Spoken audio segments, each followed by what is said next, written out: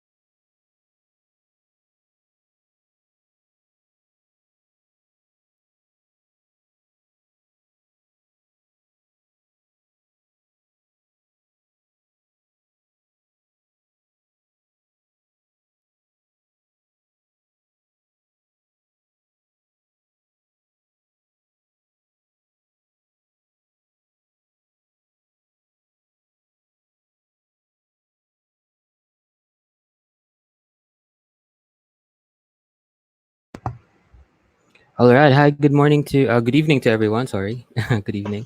And today we have. Thank you so much for tuning in. And so my name is Louis again of techph.org, powered by Recruit Day. So today we have David Pacheco, one of the game developers for the Yellow Boat Reimagined, and he will bring us through the process of creating a VR game. And hi, David. Hi. Hi, Yeah. How sir. are you, David? How are you? I'm all right.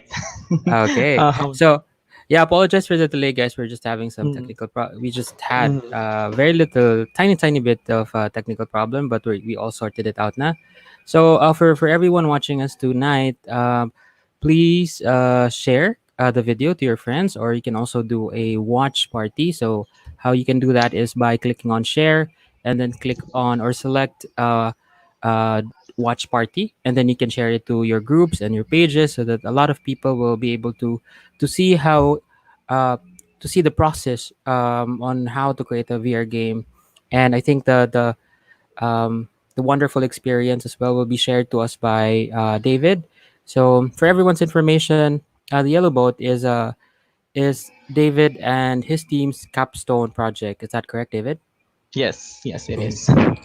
Yeah. Mhm. So, and I was able to also do a podcast episode with one of the team members, Patricia, and Patricia shared to me that uh, VR was not VR was a new terrain for all the members in the group, right, David? Yes, it is Yeah. actually very challenging. Yeah, it was a new experience, and I think they had several challenges, but they were able to overcome that. And now, after several revisions and years of development, we have today the Yellow Boat Reimagined. So today, David Pacheco, VR developer, will share us his story and the process that they went through to develop this game. And is it right that you're also going to show us some videos of what the game looks like, David? Yes, you'll see a trailer of our game. Yeah, definitely.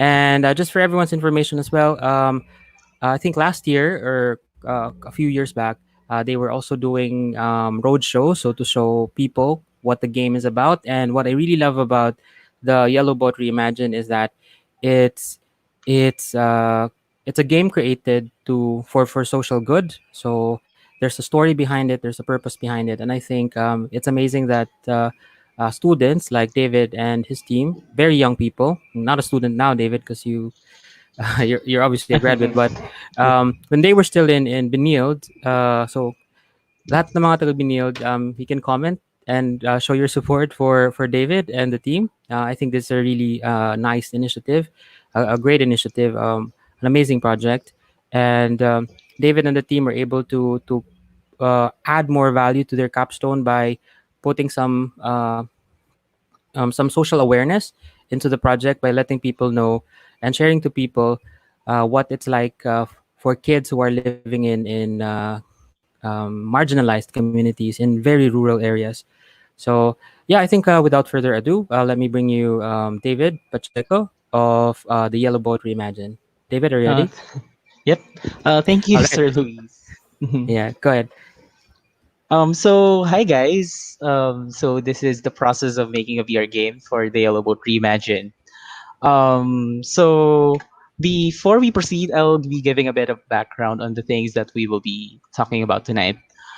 So this talk will be focused on design, meaning I won't be talking about how we implemented our main mechanics in VR.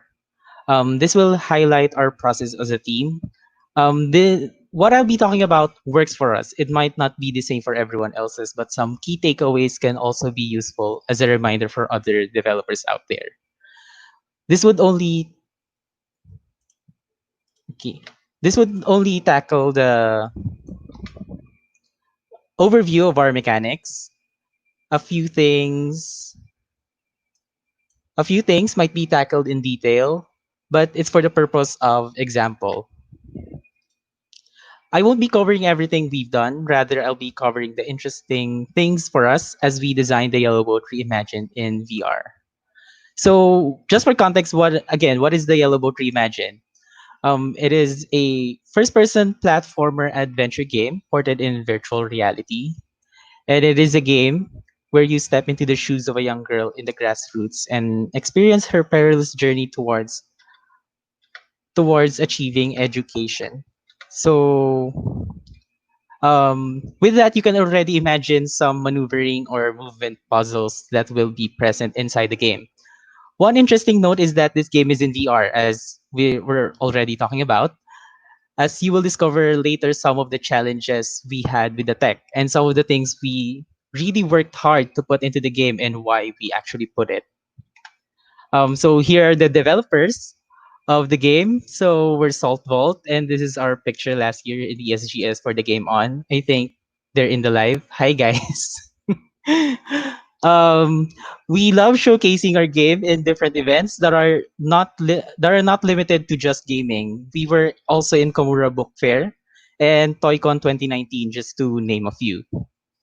And to give you a better context of what the game is, here is the main trailer for the Yellow Boat Reimagined.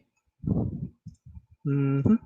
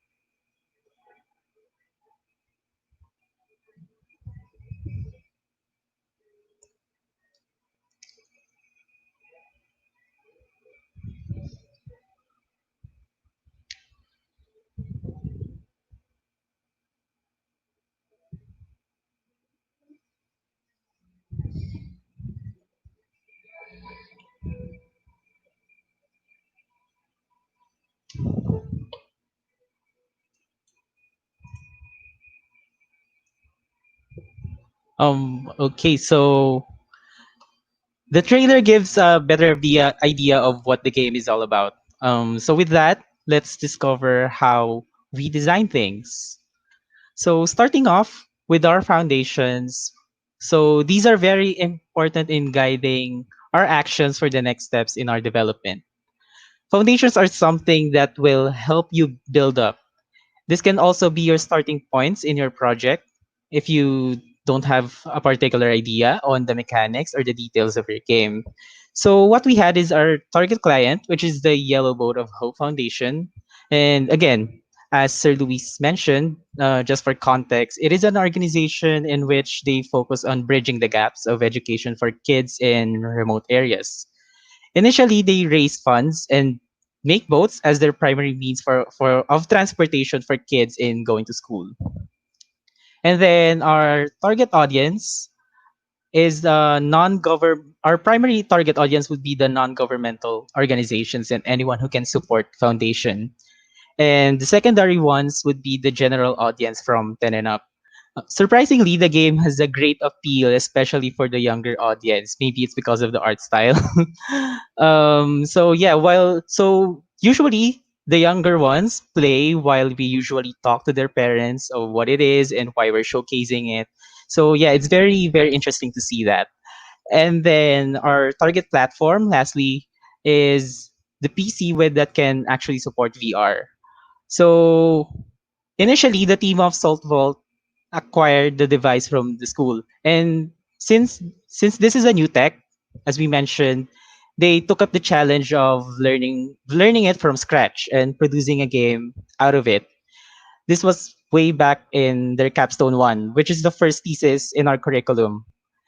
Then from there, they let us join in their group and worked as a Spark team in Capstone 2, which is the second or in the final thesis in our curriculum. So from there, we've worked together in upgrading the game and showcasing it in events, like I've mentioned before. and we're proud that we've accomplished of what we've accomplished, and we wanted to share some things for other developers out there that might help them in their next VR game project. So yeah, going back, our design decisions and our visions will be heavily influenced by these things, as you can see later. So from the foundation, you can initially see where the game is actually heading. So we formulated our grand vision, which roots from looking forward with the resources that we had at the moment, like the target client, target audience, and the target platform. Like we knew we wanted it to be story heavy, so we can try to relate it to our target audience and our players. We also wanted to deliver it in the VR platform as it can elevate the immersive features of the game. We can leverage this experience and take them into the shoes of someone who is actually experiencing this. And we wanted to show the core of the Yellow Boat of Hope Foundation, wherein they provide boats so that kids can have safer access to their schools. We actually use this as a main motivation for the player. So before we get carried away, we always go through this phase. So after we've established some things, we go through this phase. So the first step is always do your research. Everyone in the team must do this. Programmers should do this. Artists should do studies, and as designers, we also do research on our end. And we look into things and we look at it in a holistic view. We'll be dealing with not only with the gameplay side, but also some part of the programming and some part in the art side, since we want to have a comprehensive idea of where the game is actually going. And with the Yellow Boat Reimagined, the core gameplay came from interviews, documentaries, and some other games that might be related to what we are trying to achieve mechanically. We interviewed Sir Jay, the co-founder of the Yellow Boat of Hope Foundation, to know some stories and their background for making this organization. Then we looked at documentaries like Tulay, the in 2012 in Eyewitness, and the Yellow Boat of Hope Foundation's various AVPs. Then we try to get inspired by games also, like IET The Cost of Life by Global Kids and Game Lab in 2006, and Firewatch by Campo Santo in 2016 for the mechanics and the art direction. Here we're starting to gather more and more things that we can actually concretize for our ideas. And then this is where the nitty-gritty part starts, where we actually start testing out some ideas and implementing it in a foreign tech. And as a way of understanding our actual mechanics and how it will be implemented in the game, we also must know the limitations of the tech itself and what part of the controller you can actually use, so you can map out the controls the way you actually like it. And in this way, we understood how the game will feel for the players, and that is very important in making design decisions. So our goal, together with the tech, is to create a compelling experience in VR. How players would be immersed and engaged at the same time. Immersed meaning inside the game world, as if you are really stepping into the shoes of someone who experiences the challenges of going to school. At the same time, engage with the stories inside the game world and engage with the advocacy outside the headset. How can we achieve this? Like, yeah, through carefully crafting the experience, which I will share in the following slides. So this is where the actual designing starts. So from there, we settled with these two as our main mechanics: climbing and swimming.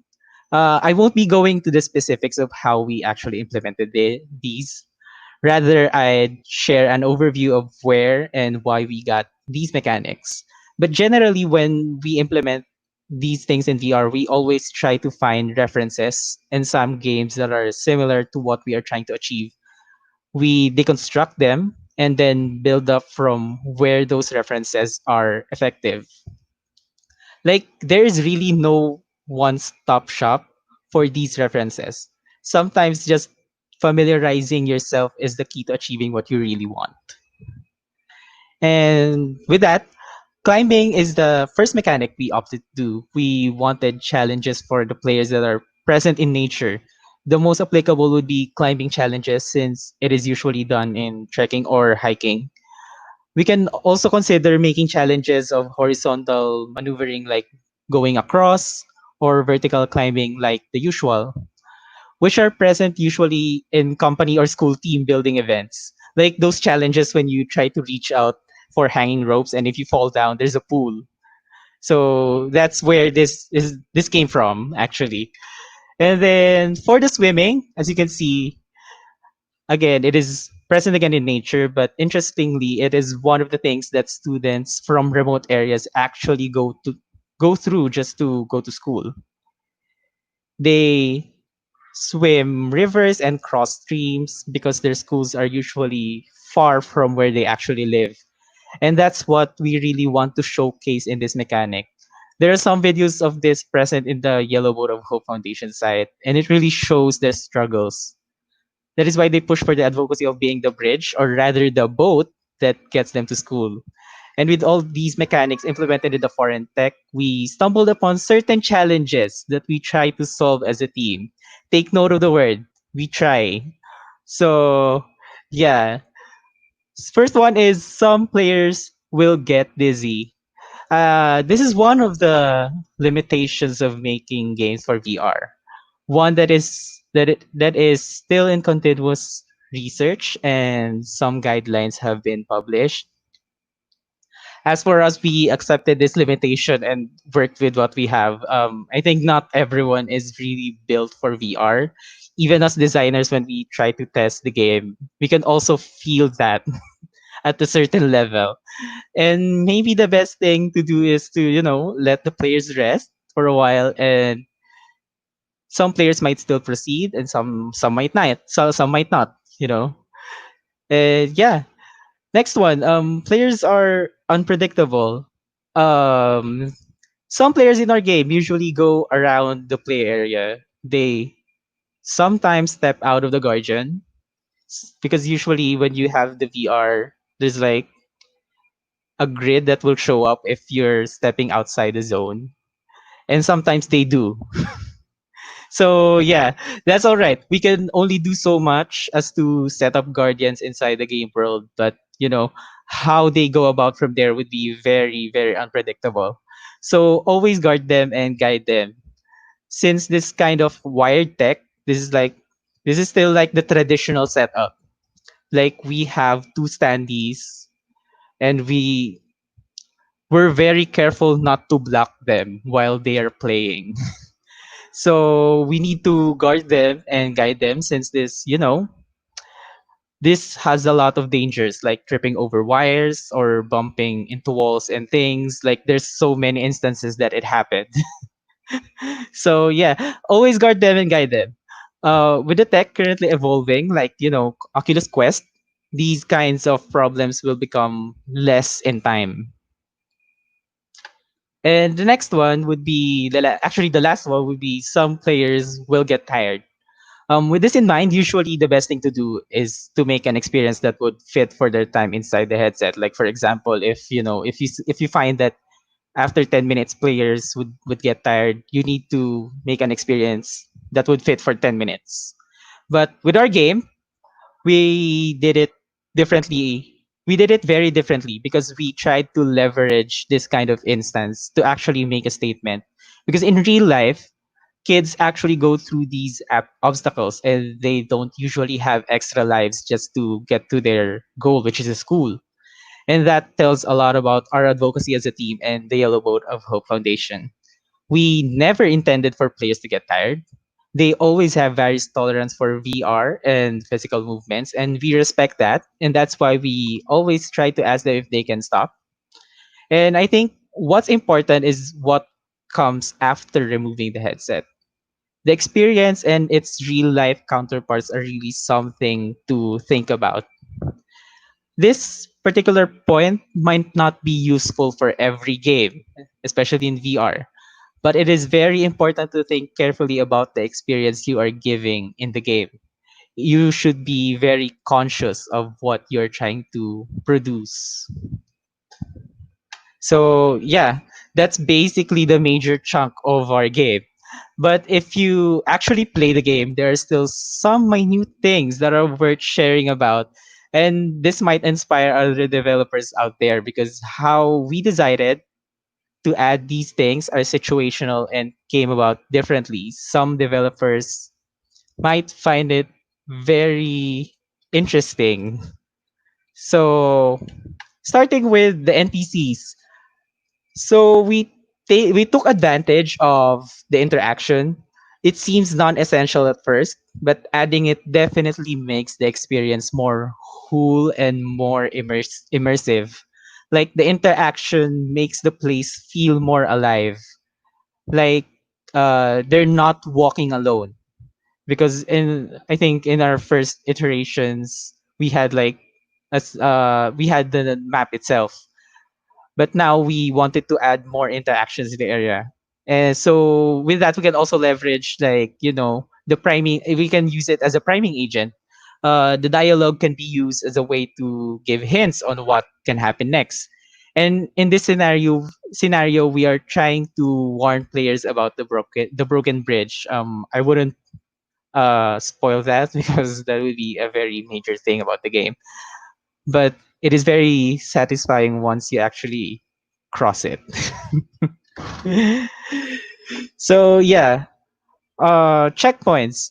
Our checkpoints are represented by a small shed with by a shed. It's not actually small, but it has a small candle on it. It is where we want players to feel safe and take a rest for a bit. And the origin of this mechanic comes from a quote in the operational principles of the Yellow Boat of Hope Foundation. So the great thing a little lamp can do, which the big sun cannot do, is to give light at night. So yeah, we wanted to represent that through a small thing that we can give players a sense of safety and rest.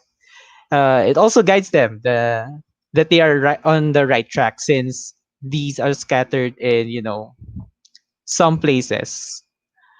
Research, but the main point here is that research could actually give you inspirations for the little things that it can represent in the game.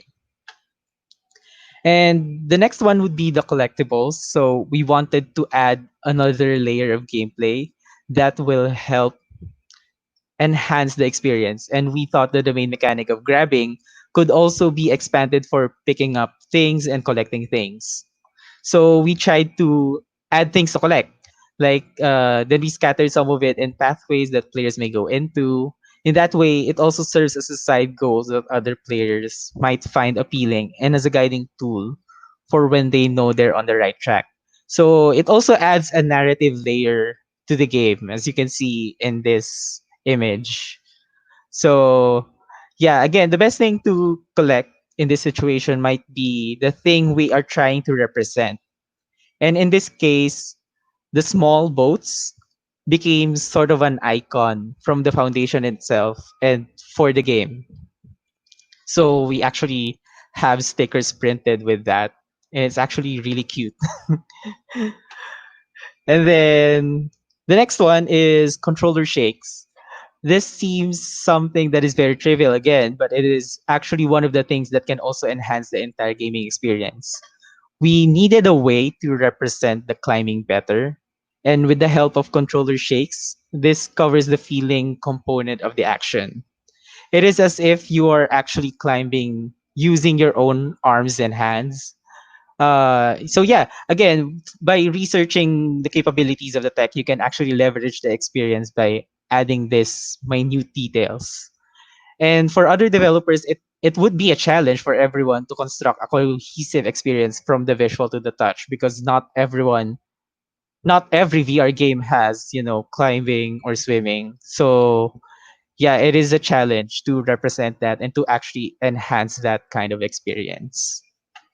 And for the last one, this would be tackled in tandem because we know that some sort of risk must be introduced for the players so that they feel like they need to protect themselves. And in this case, they need to protect themselves from falling or drowning, which are actual health hazards in real life, you know?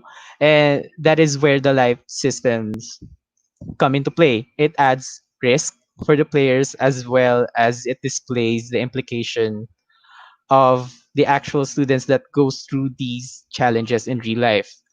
We may not have three lives, but in game you have the opportunity to try again. And the cherry on top would be if you actually didn't make it to school, then you will go to the theater room. It is a very um, detrimental mechanic in the game. So I wouldn't spoil you um, of what it looks like and what you will see. But yeah, we have a small theater room if you actually didn't make it to school. So we wanted to fully display the message and the theme of the game through that. And it is where players get to view the actual foundation. So this gives the players a chance to see the concrete idea of what the game is for and what it is trying to advocate. It is also a good chance to, display the foundation in their mission. So, yeah, for other developers, this might not be usually suitable, but for those who develop serious games and those who develop games that actually has an advocacy and has social relevance, um, it is very important to find concrete ways of showcasing it. Our solution might not be applicable for everyone, but we do hope it starts a conversation, especially in the game industry.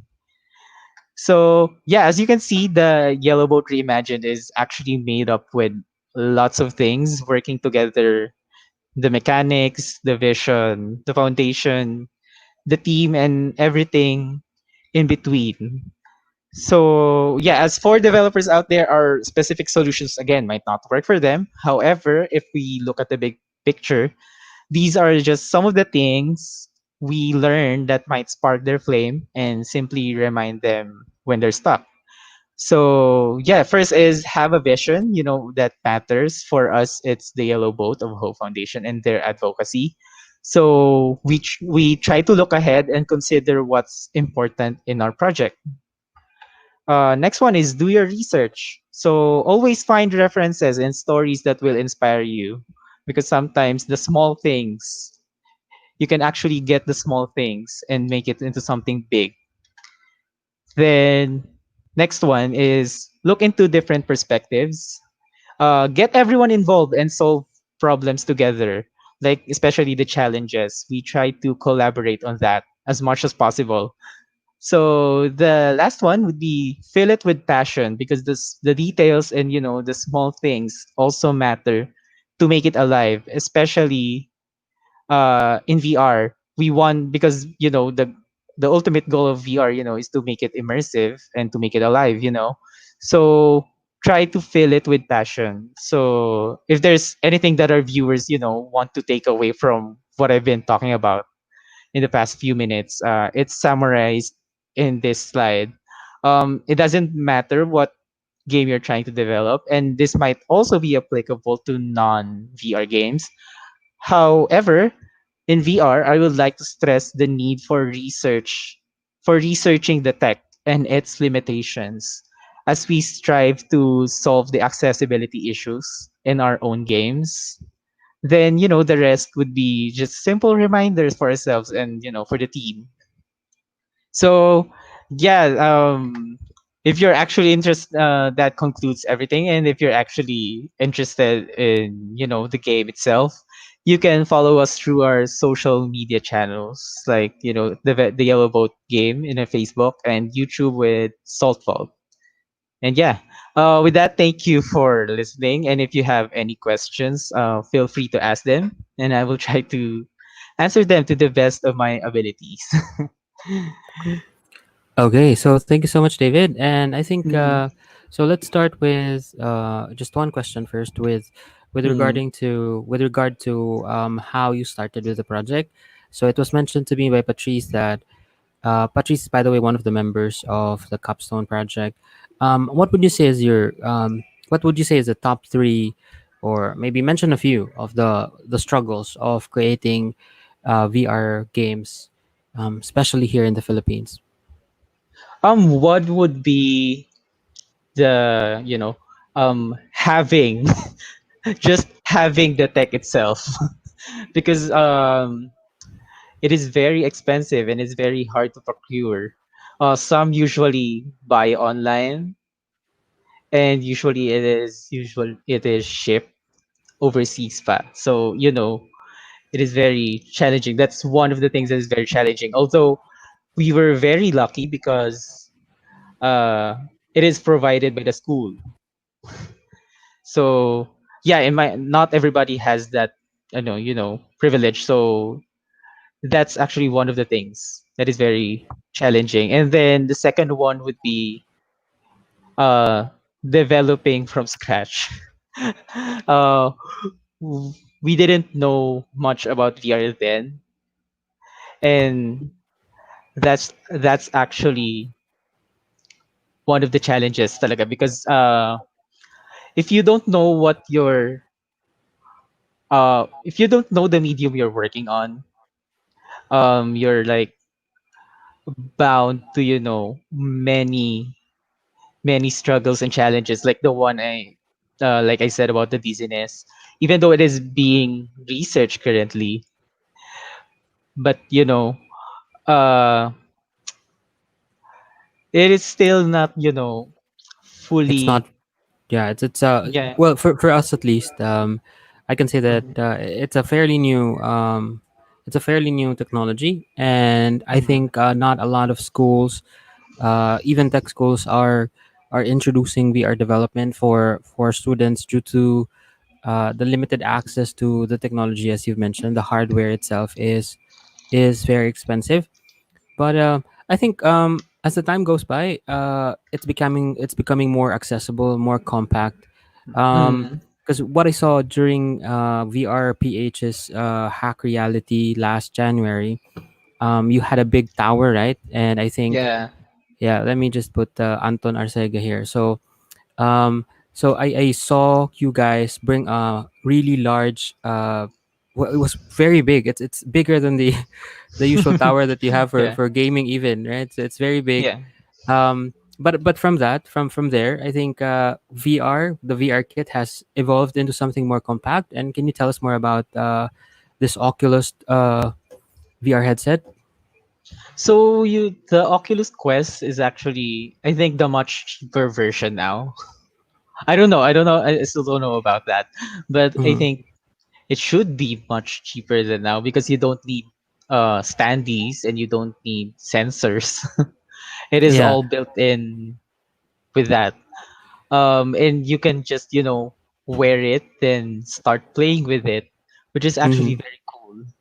And right now we're starting to look into that and porting the game in Oculus Quest. Yeah, that's. I think that would be Mm, interesting to know because, mm, like any other technology, I think it starts as very expensive, very bulky, very inaccessible, and as time goes by, as more people are using it, it becomes more compact, more accessible. Yeah, just think about the mobile phone way back when. It was mm. incredibly heavy. At Yeah. least during my time, you probably had the compact iPhone already when you had your first phone. But Yeah. way back when, it was very big. I think the key here is to have as many people using it, and the market needs to expand first Mm, for Oculus Quest, for example, to be available here, because I think it's still not available in the Philippines. And actually, tomorrow we will have Dave Christopher David of VR Immersive Technologies to talk about VR development. Um, and it's going to be very interesting talk because he will also share to us how VR has evolved over time. And at the moment, you have this very compact, as you mentioned, Oculus Quest that comes with everything. You have the sensor, you just wear it on your face, and you can Mm. play, you can play the game just on its own, right? So Yeah. unlike with the current situation, we have to have the tower with Mm. like a very powerful processing power. It needs to have that. Mm. um, but with this new technology, with this new hardware, I think a lot of people, a lot of students, a lot of professionals who are looking into developing for VR will find value in that, and I think it's a very good Mm. investment. And additionally, David, what software do you use in terms of developing VR games? We're actually using Unity 3D for this one, Mm-hmm. and I think it has support for VR. Although I'm not sure, I think we're still using plugins, Mm-hmm. third-party plugins. But as we try to develop further, we're trying to find ways into streamlining these things. So yeah, Unity 3D is like one of the best game engines right now, and it Mm-hmm. is very user friendly. So yeah, we started with that in Capstone, and we're still using it now. So I don't think we're trying to stay away from that engine now. So yeah. Mm. Yeah, I think so too. Because a lot of people, a lot of guys who are part of the TechPH community are actually requesting for Unity. So just a big call out for anyone who'd like to share or who wants to give an introduction on how to develop games for Unity. We've seen in the registration list. So just a reminder, guys, if you want to get more information about how to develop, how to start your VR project, you can register on the link provided in the comments, and I also left it in the description of this podcast. So just a reminder, guys, if you want to get more information about designing games, it's actually a lot of work, but I think it's worth it. And David, we will talk about recommendation of the people who registered to the event. Unity is actually one of the technology that they want to also learn. So maybe if anyone listening to this podcast, maybe you, David, Mhm. wants to talk about Unity, then we'll definitely Mm. have that for, in the future. Because I think as part of the objective of TechPH is to give more people access and information about new technology, so that it Mhm. becomes more, more common. Um, I think one of the reason why VR hardware is hard to find here in the Philippines and it's not being sold here is because not a lot of people are getting it, are buying it. Yeah. Um, but I really think that it's a very good investment, because it Mm. will definitely revolutionize the way that we think about computing. So Yeah. I think tomorrow, in the talk of Christopher David, he will talk about why VR is also the future, or the final computing platform. Yeah. So you can just imagine a world where people don't use towers anymore. They just wear this headset, and everything is there. So just one last question, David. Mhm. What would be your how would say this? It sounds a little cheesy, but what would be your advice to people who thinks they don't Mhm. have access to the hardware, they don't have access to the right computer specs, in developing games, but would still like to pursue this and learn game development, for example. You can actually start with board games. Yeah. Making tabletops. If anyone wants to pursue game development and doesn't have access to, uh, pricey laptops, or, these kinds of VR tech, they can always start with, board games like chess, or, Mm-hmm. checkers and snake and ladders, Monopoly. Those are like the go-to board games. So yeah, if they really want to, pursue this kind of, this kind of industry, board games would be the best starting point. And if you know, if you start playing more board games, you'll you know uh you'll have more experience with it, Mm-hmm. and you'll gain access to other board games, and maybe start joining communities. Yeah, Yeah. I totally agree. And we have one suggestion here from Anton, one of the developers for Yellowboat. He's saying that the ND session, it's a good activity. I think so because with game development, you have to have that creativity to create a very interesting storyline. If you don't have that, if you don't have the mind that will tackle um, the complexities of creating like game mechanics, which you will learn by the way in learning board games, because board games are very complex. You have to have that imagination, it's just Mm-hmm. really all mental projections. You just really put it in your mind, you put Mm-hmm. yourself in the situation, and I think it starts there. More than more than worrying about what technology you can use, what hardware you have, I think um yeah, that's a really interesting point, and I think it's a very good point that you mentioned. Start with the basic.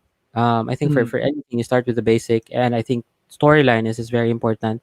Without that, you wouldn't be able to create a very compelling, a very immersive experience. It's just gonna be a waste of development time, a waste of hardware, a waste of effort if the story does not captivate the people who are playing the game. So yeah, that's a very interesting. So Mm-hmm. did you play a lot of board games while you were trying to figure out how you go about the story for the Um, vote?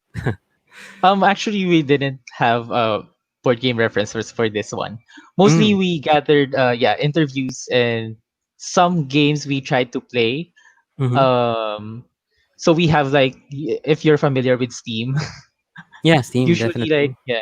like one of us has a library of games, Who's and that? then Let's mention the um, person's name so he gets acknowledged.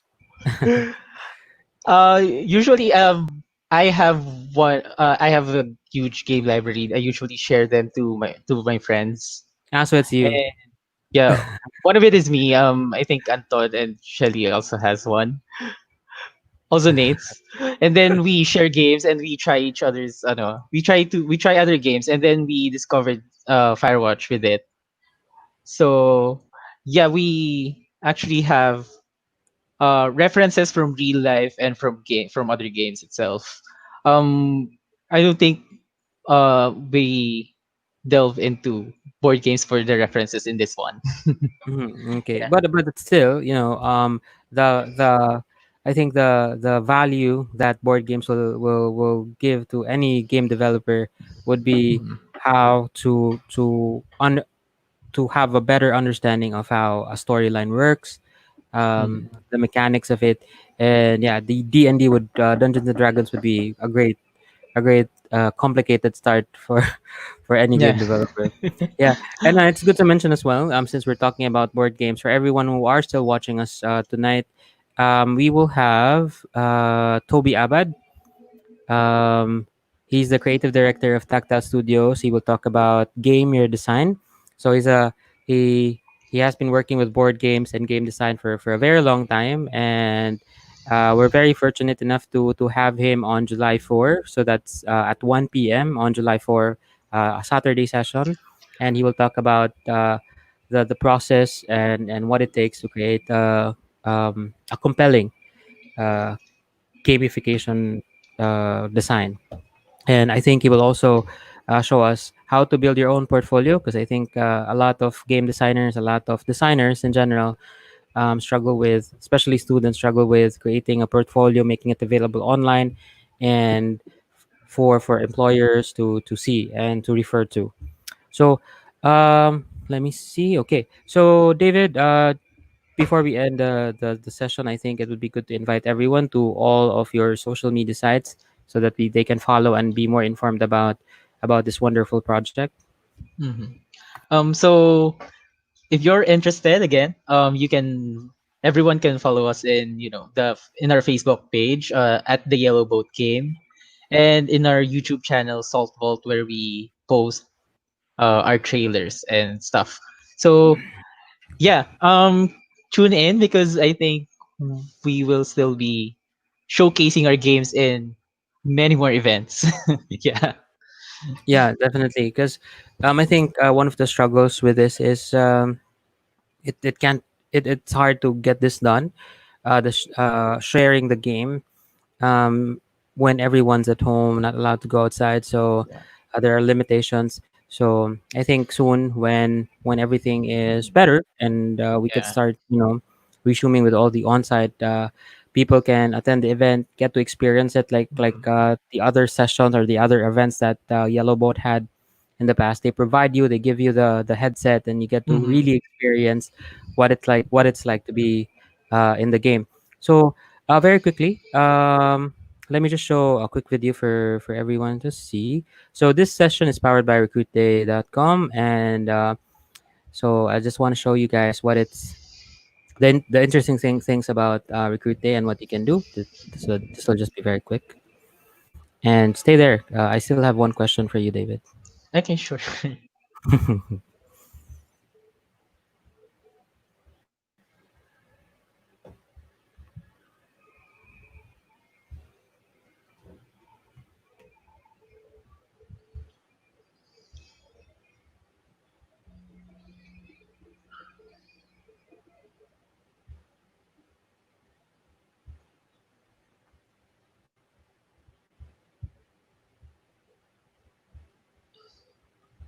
Yeah, I'll show that later na lang kasi it's we're having technical problems. So yeah. So guys, you can visit recruitday.com. So it's where you can actually apply for a job, refer a job to your friends and get a referral incentive.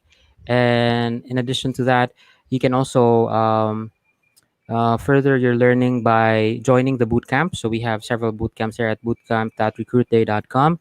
And also you can join community events like this one with techph.org. So uh, it's going to be very useful for everyone, for anyone who's looking for a new opportunity or who knows someone who's looking for a new opportunity or who wants to take their time during quarantine to learn something new and earn some extra bucks. So yeah. So David, that's about it. And before we end the session, again, guys, please join or follow the Yellow Boat Reimagined on their Facebook page. And also you can connect with David. If you want to add him on Facebook, then go ahead. David Pacheco. Do you Mhm. accept anonymous friend request, David? I don't think so. Yeah. Yeah, that's okay. Maybe on LinkedIn, but I'm medyo professional. So anyone wants to reach out, wants to get some advice from David on how to start a career in VR development, then you can definitely do that. And with VRPH is also a VR development community. So I think that's the best place for you. Follow VRPH, and it's actually a very supportive community. If you have any question about getting a VR headset like an Oculus Quest, then definitely you can just post there and you will get a lot of recommendations, a lot of things that you need to think about before you actually buy one. So it's a very helpful community. I'm really surprised how people can be very supportive um, for people who are new to VR development and in tech in general. So yeah, so just a reminder for everyone, tomorrow is another we will have two other sessions, two new sessions on uh one is for new and emerging technologies. So that is with computer vision in the new normal. So new and emerging technologies session number 13 that will start at 3 p.m. Saturday, June 27. We have Simon Gregory Mabanta of Kawil.ai. So he's the research and technology and development person there in Kawil.ai. And he will share to us what computer vision in the new normal is like and how computer vision is helping in our fight against COVID-19. And also we have Christopher David, the co-founder and CTO for VR Immersive Technologies. And the topic will be an introduction to VR development and design. So that will start at 5 p.m. June 27, and he will also share to us the technology, the hardware that you need to have to start developing, and designing for VR games, or not just VR games, but for any VR application in general. All right. So yeah, so David, thank you so much Thank you. Thank you. for all the effort that you put into this presentation. I think a lot of people will appreciate this. And for everyone who are still watching us today, right now, please share the video so that uh, it, your friends can watch the video. It's definitely gonna be helpful if they are exploring or starting learn if they're starting a career in VR development, and if they want to learn it. Uh, Knowing the story behind the yellow boat is gonna be inspiring for them. And I think that I find it personally very inspiring. And share it, guys, and also like, comment. And for those who weren't able to ask their questions to David, you can always just leave it in comments, and then babalikan na lang ni David later. All right. So Yeah. yeah. So lastly, David, I think you have very supportive friends. So just mention a few: John Francis, of course, Patrice and Anton Arcega. And then I think we also have Trixie and John Hazelbutran. And for those who, oh, we have Shalina Magarzo as well. Hi All right. So, guys. hi, hi. Yeah, meron pa dito eh. Just this one. Baka magtampo si John Hay. Hi Ace. Shout out. Yeah. So hi John. Hey, thank you so much for watching. And guys, thank you so much again for joining us on our first, actually this is our first time to do a Friday online session. So we're definitely gonna have one more. We're just trying to have more days that we're doing these sessions. And also lastly na lang, for those who like to share their capstone project during college, like the one that we have today, the Yellow Boat Reimagined, please let me know, because it's going to be very informative for a lot of people who are venturing into tech, especially for fresh grads. So, and it's also a good opportunity to share, you know, the effort you put in creating your capstone project, especially in tech. So if you want to share your capstone project to everyone, please send us a message at techph.org on our Facebook page, and we'll definitely reply to you, and let's try to share your project to everyone. Okay, so yeah, so thank you so much, guys, for the time, for that Thank you. wonderful 65 minute of your time. And pa-shoutout din muna before we end, just this one guy. Hi Francis. Shout Yeah, out. baka magselo si baka magselo si Francis. So So, yeah, yeah, thank you yeah, sir. Thank you for the yeah, opportunity, sir. any last words for everyone? Um Go make games, guys. Yeah, go make games. I think it's the future. We let's try to put the the Philippines in the gaming map, right? So, yeah, we have a lot Hmm. of talented game developers and designers here. So, let's encourage more people to actually do it. So, thank Yeah. you guys again, and I hope you have a wonderful Friday evening. Okay. Thank you. Okay. Okay, bye-bye guys. Bye.